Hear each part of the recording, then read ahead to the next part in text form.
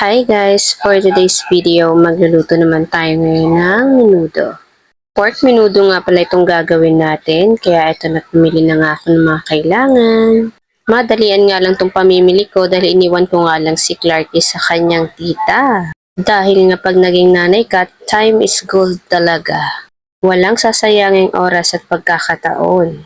Lalo na sa mga may maliliit na anak na sadya naman talagang malilikot. At sinabay ko na nga ang pagluluto habang tulog pa si Clarky. Ganito nga ang routine namin everyday. Habang tulog si Clarky, kailangan kumikilos na ako. Dahil paggising niya, madalas gusto niya karga siya.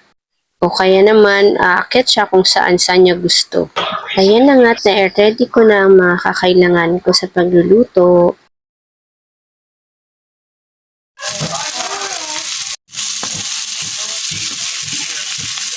At nakapag-isa na rin ako.